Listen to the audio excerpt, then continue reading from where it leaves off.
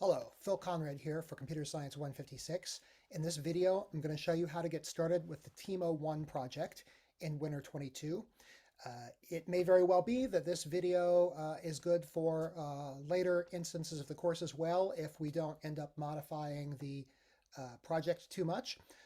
So in any case, this video is intended for Winter 22 team01. So I'll start by sharing my screen. And here in the organization, you'll see that we have repos set up for team01 for the various teams. Those are private repos. I'm going to be working in a public repo because I'm not going to actually solve any part of the assignment that involves writing the parts of the assignment that the students have to write. I'm going to solve a problem that is very similar, but a different problem that just follows the same general technique so that you get an idea of how to proceed. In any case, we start with an empty repo. So this is the empty repo that I'll be working in. And just to show you that that looks a lot like the repos that you'll be working in, if I look for team01 here and bring up, let's see, where did those go? Let's look for, I see. It's because I have to also include private repos. So the private repos you can see look the same. They're just an empty repo. So let me go back now to that public repo. So I'll change this to public. team01, here's the repo I'm going to start with. I'll start by doing the usual thing, which is to go to a terminal and clone that repo. So I'll cd into the directory where I do work on this course. That's this one. So there's the directory I'm in. I'm going to clone that repo. And then I will have a directory with the name of that repo. Here it is right here, team01 public demo. cd into team01 public demo, empty directory. So let me now go to the instructions for the assignment. Those instructions, as I'm making this video, still say not ready for students to work on. And that's by the time discussions starts today, that will say ready to work on. We're still going through and testing some things and making this video as part of that process. So you can see here are the repos for all of the teams. If I click on one, it will take you to the repo for your team. Let's go down here to the pulling in the starter code. So I'm going to add a remote for the starter code, and that's the usual process. We're going to do get remote add starter, paste that in, and then let me move the instructions over so we can follow along with those instructions as I type here. Move this window over a bit. All right, so we're going to next do get checkout minus b main to establish the main branch. We'll get pull starter main. Helps if I spell it right. There we go. So starter is the name that we gave to this remote. That's the remote we're pulling from. We're pulling from the main branch of that repo.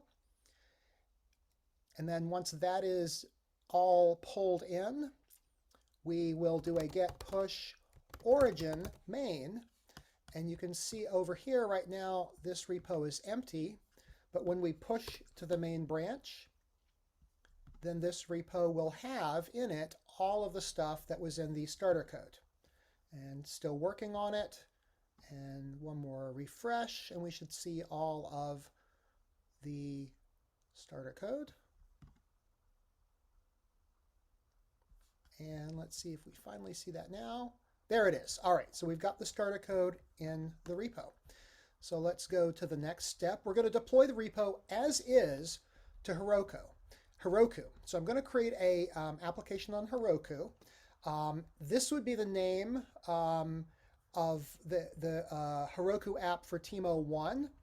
And if I were to click on that, it would take me to that the dashboard for that app. Now that's not an app that exists yet as far as I know. I have to log in at least even to see that. And I need to do my two-factor authentication here. And let's see. So we get in, and yeah, there is no repo with that name. Hopefully no one will create one in the meantime. What I'm going to do is create a a Heroku application that matches my team01 public demo name here. So I'll go over here to Heroku and go to New, Create New App, and I'll call it team01 public demo, Create App, and then I will go down to GitHub and connect it to UCSB CS156 w22, and I'll type in team01 public demo, click search, and hopefully that comes up. And there it is, so I'll connect that. And once that's connected, I'll come down here into deploy branch. So that is all of, let's go back to the instructions. Here we go, there's the instructions. So I'll open that back up in a new tab, and we will change the app here to say team01 public demo. So what we're doing there is going to the Heroku dashboard, creating a Heroku app with that name. These steps here are steps we did in JPA 02, so they should be familiar to you. Only one member of the team needs to do that. It doesn't matter which member that is. On the deploy screen, link your Heroku app to the team's repo to deploy the main branch. So we did that. And then when it's deployed, you'll be able to navigate either to the link below for your team or click the Open App button to open up the app. So let's go and look at the activity screen here. Okay, it says that it is deployed and that our build succeeded. So let's click Open App. And indeed, there is the app. It is deployed. Now, the next thing you would want to do on your team is, okay, so we see that we did get this result. At a later step, we'll customize this with links for your team, but let's not get there yet. The next thing you would do is you would give the team and the staff access to your Heroku deployment. So what we mean by that is going into access here, and you would first of all give me access. You would add phtcon@ucsb.edu. But then you'd also add the other members of your team. So in my case, the other members of my team are the staff. So for example, Andrew is one of our TAs. He's aau@ucsb.edu. And I would put save changes. One of my learning assistants is Brian Terse. His email is bkb@ucsb.edu. And it's super nice that two of our staff have 3-letter emails that are easy to remember. At some point, I will go and I will look up the emails of the other members of the staff, Kevin, Brian Z, Seth, and Pranav, and I will add them in as well. In your case, you'll add in me. You'll add in also the staff member that is responsible for your team. And you can find out who that is by going to the course website here and clicking under More, clicking under Teams, and then finding for your team, whether it's Andrew, Brian T, Brian Z, or Kevin H. And then you can get the email that they use for their Heroku account by contacting them on Slack. And so you'll then want to add them in as collaborators here on the access screen. All right, so let's now move along. The next step in the assignment is to divide up the 6 controllers among the team. And there are 6 service controller pairs. And these are what they are. So location lookup, public holidays, Reddit query, tides, university query, and a zip code query. So that's something that you'll do as part of your discussion section. I'm not going to go over that anymore. I'm just going to, and then you need to document that in the README file of your repo.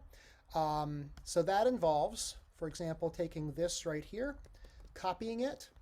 And you can do this just right here in the GitHub interface. We would never make changes to actual code this way. I say never. It is a bad practice to make changes to code this way. But if you're making changes to a markdown file that's part of the documentation, perfectly reasonable. Now this table is already here, so in fact all you need to do is go in and add in. So for example, if we decided that Phil was doing the location query service and that my GitHub ID is P Conrad, we would update the table like that. If Brian Terse were going to do public holiday, I'd put in Brian T. And I happen to remember that his GitHub is BTK 5H. At least I think that's what it is. So this is what you would do here to update that. So I'll just do commit changes so you can see how that would go. Let's move on so you can see there's an example there. Now we're going to work as an individual on your service. So that is going to be the next video. So I'm going to pause the video here, or actually stop the video and start a new one. But this video took us all the way through steps 1.1, 1.2, 1.3, 1.4, and 1.5. The next video will start with part 2. So thanks for watching.